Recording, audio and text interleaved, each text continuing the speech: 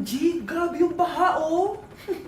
For sure, marami naman nakurakot si Dad. Paldo.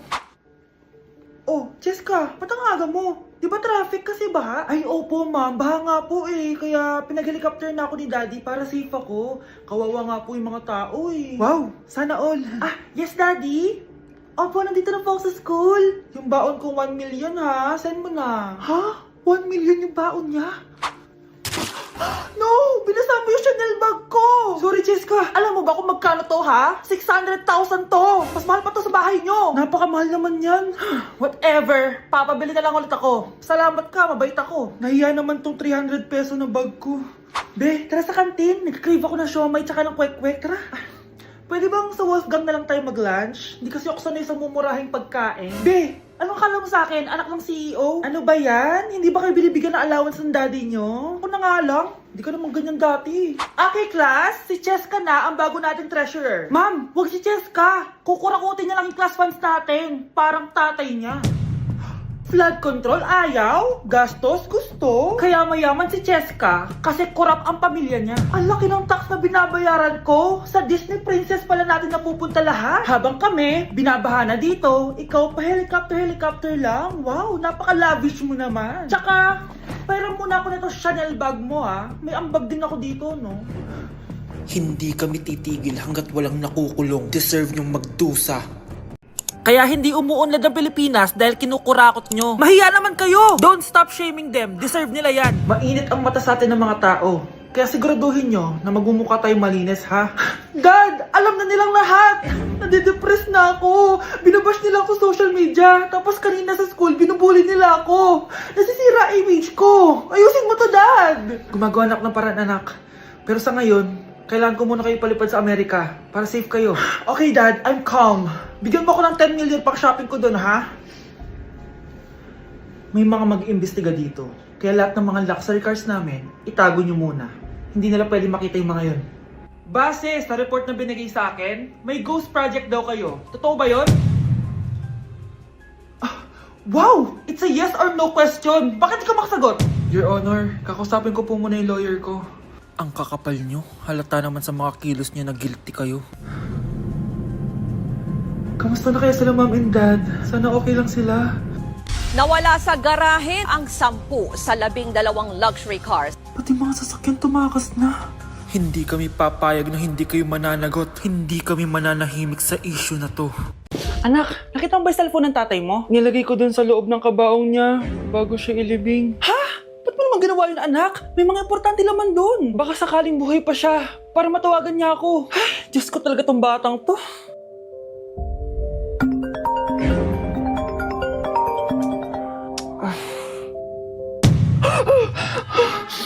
Matawag si tatay.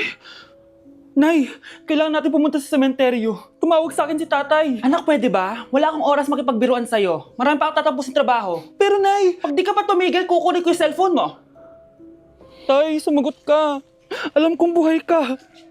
Sa lahat ng pwede kong makita, ikaw pa talaga. Cheska, tinatawagan ko lang tatay ko. Nababaliw ko na talaga, no? Patay na tatay mo, di ba? Baliw. Hindi, buhay siya. Ito tandaan mo, kapag hindi ka pa tumigil sa kabaliwan mo, susunod ka na sa tatay mo.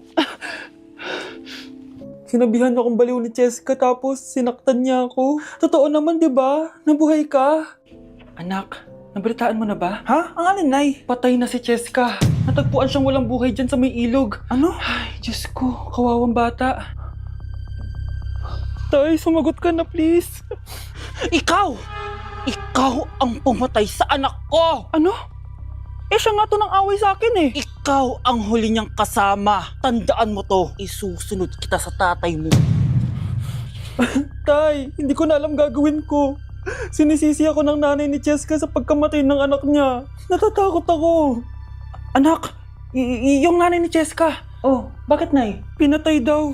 Binitin sa may puno. Ano? Nakakatakot na dito sa barangay natin, anak. Sinong pumapatay sa kanila? Nay, may tao. Sino po sila? Magandang araw po. Ako po si Detective Jason. Ako ang may hawak sa investigation case sa pagkamatay ni Cheska at ng kanyang nanay. Bakit kayo nandito? Dahil dito.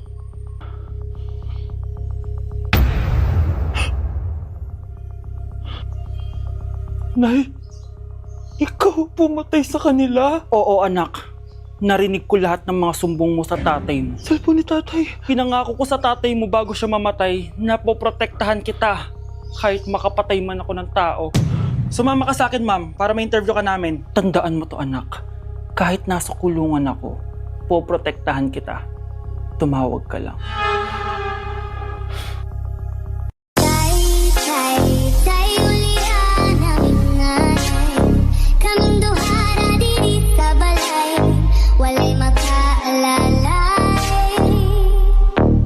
Ew!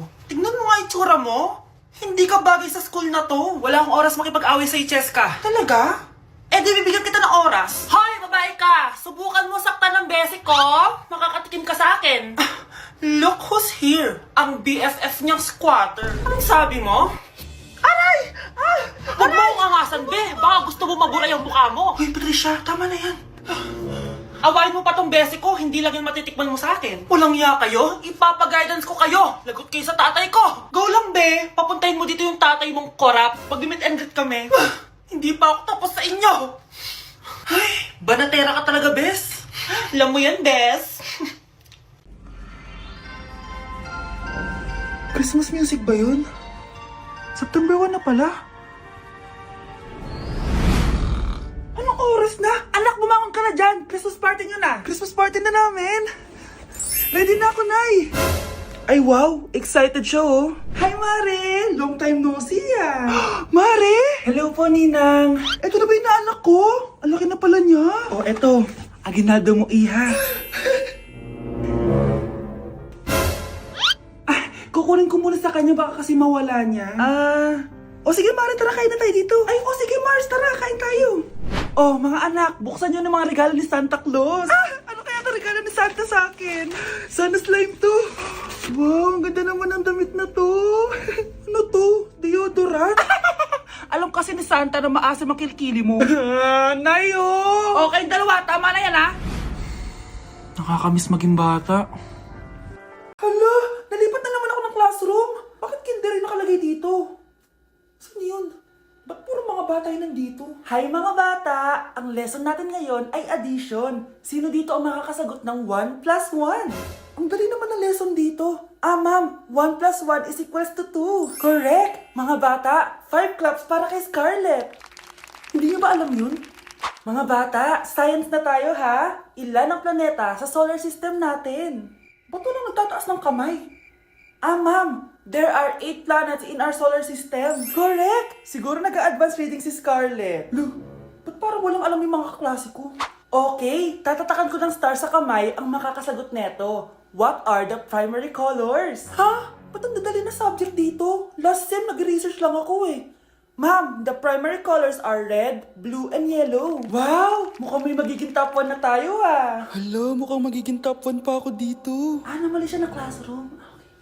Scarlett Iha, namali ka daw ng classroom, oo. Lumipat ka na lang dun sa grade 12. Ano? Siya ba'y napunta sa kinder? Alright, may bagong dating tayo, class. Miss, pwede mo bang sagutin itong nasa blackboard? Ano yan?